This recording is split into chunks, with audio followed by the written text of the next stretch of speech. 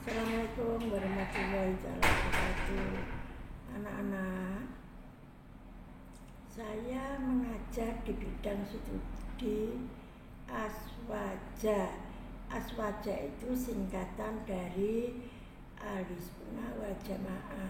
Sebelum pelajaran dimulai, marilah kalian semua membaca surat Al-Fatihah. Mulai Al-Fatihah.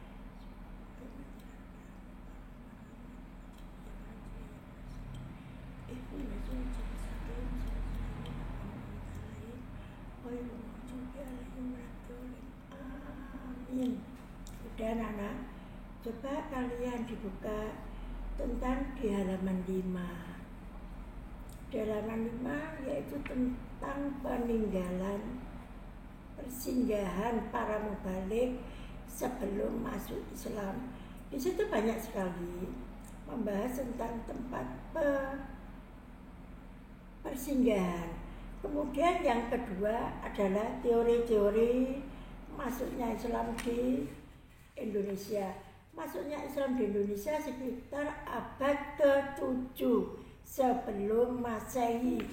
Sebelumnya apa, Bu? Sebelumnya abad ke-7 itu banyak orang Indonesia itu masuk ajaran agama Hindu dan Buddha. Makanya Islam sekarang masih kental dengan ajaran itu, karena dianggapnya pelajaran nenek moyang yang tidak bisa dilupakan. Sebenarnya dalam Al-Quran tidak ada. Pelajaran itu adalah tetap adalah ajaran Islam, ya, agama yang benar di sisi Allah itu agama Islam. Maaf anak-anak, suara saya agak tersendat karena saya kurang sehat. Kemudian yang kedua yaitu teori Mekah. Kalau di sini ada teori Mekah, juga ada teori Persia. Teori Persia ini menyebarkan agama yaitu melalui para wali atau orang yang sufi. Kemudian selanjutnya adalah kerajaan yang pada zaman dahulu. Kemudian ada kerajaan Mekah, ada kerajaan ada kerajaan Aceh, ada kerajaan Sumatera Pasai, ya.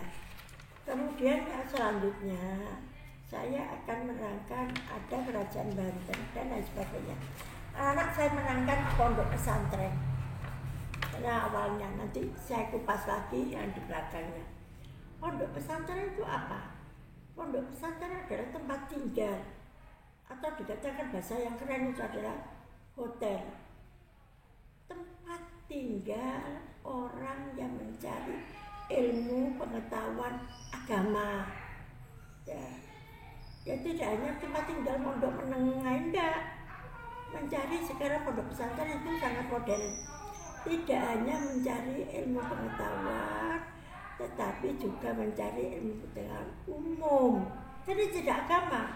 Kalau zaman dulu orang pondok itu khususnya adalah khusus mencari ilmu agama, termasuk Sunan Bonang, Sunan Giri.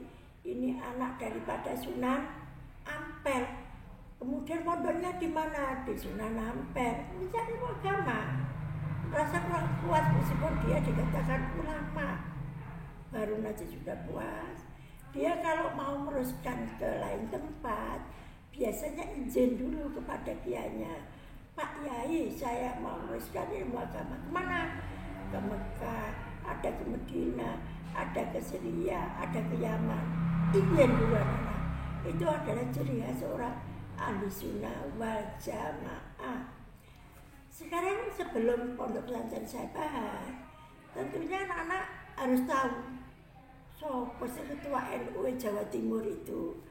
Ketua NU Jawa Timur yaitu Kiai Haji Marzuki Muammar, tokoh NU Jawa Timur, atau dikatakan Tanfidianya Jawa Timur itu. Kalau ada Tanfidiyah Jawa Timur, tentunya ada pusat anak-anak. Pusatnya siapa?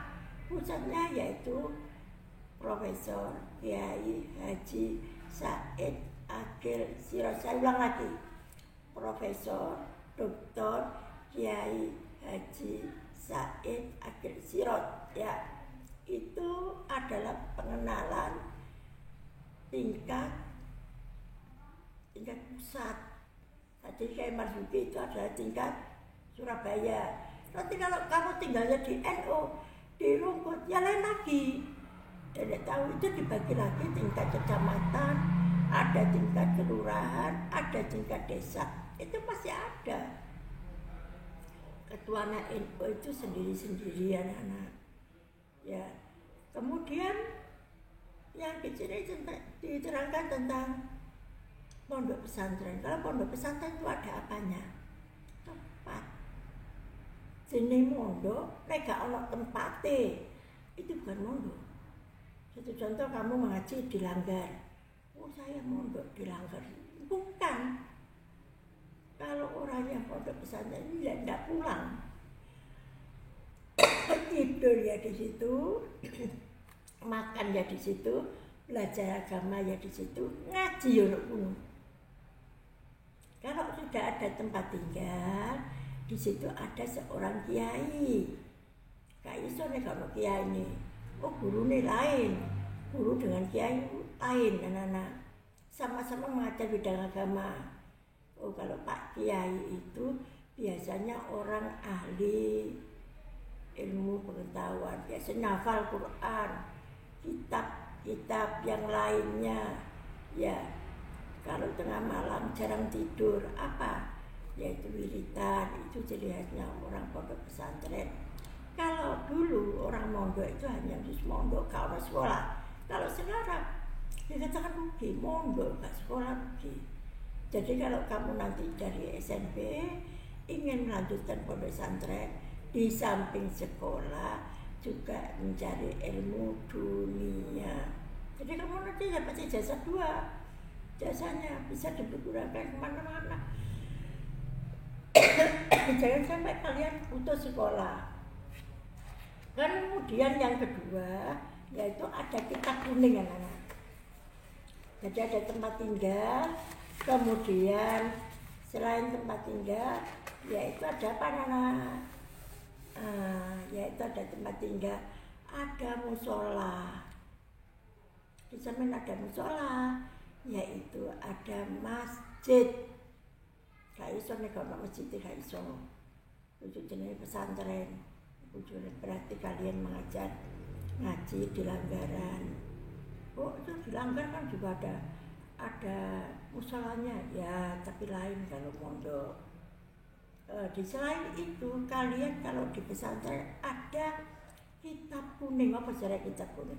Bukan kitab warnanya kuning, bukan. Kitab yang berisi tulisan Arab tapi tanpa harokat. Biasanya kalau kalian ingin ngaji liburan, misalnya aku sana pondok ingin ngaji kitab kuning, boleh. Kalau mencari ilmu di mana saja boleh, karena kamu kepingin pandai. Memang dalam pondok pesantren ini berat anak-anak.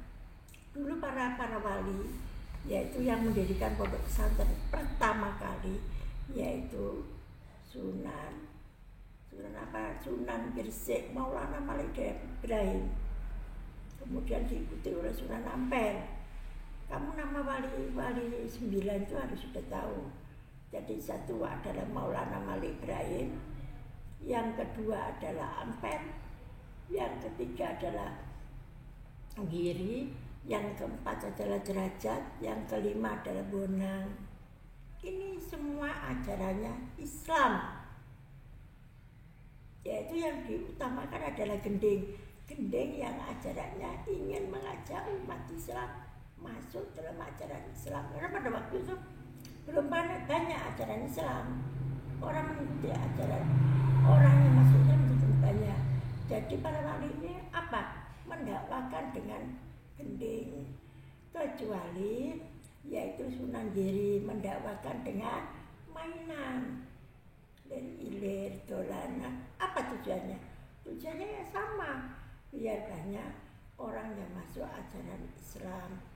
Kemudian dari Sunan Bonang, ini namanya Wali 5. Sunan Bonang ini dilanjutkan lagi ke Wali 8, Sunan Kudus, Sunan Muria, ditambah lagi dengan Sunan Kalijogo. Ya sama pelajarannya gending semua, tapi gendingnya bermacam-macam. Kemudian yang ke-9, yaitu ada di Jawa Barat itu hanya satu, yaitu di kota Cirebon, yang namanya adalah Sunan Gunung Jati. Ya, itu semua asalnya tidak langsung jadi wali, juga mondok anak-anak. Jadi para ulama itu gak langsung dikatakan ulama, asal usulnya adalah mondok. Makanya peran pondok pesantren itu sekarang sangat besar sekali. Ya, sangat besar sekali. Jadi kalau anak gak sekolah mondok, gak mondok, gak sekolah, mau jadi apa? Sekarang teknologi adalah sangat bagus sekali. Jadi kalian harus diperhatikan. Kemudian nanti kalau sudah selesai saya merangkap, anak-anak saya kasih tugas dibuka di halaman 25. Ya, jangan dulu itu ya, dibuka dengan di halaman 12 sampai dengan halaman 14. Ini PR dikerjakan. Anak-anak harus selain mempunyai buku paket, kalian harus mempunyai buku catatan. Nah, saya mempelajari pelajaran Aswaja ditambah dengan SKI. Jadi catatannya Aswaja itu sendiri, SKI itu sendiri, disendirikan, nanti disampuli. Ya, itu nanti dijawab di catatan Aswaja di halaman 12 sampai dengan halaman berapa? 14. Ya, yang di halaman 12 itu langsung disuruh jawabannya. Satu contoh, nomor 1, katakan A, itu A. A itu jawaban apa? Oh, Mekah.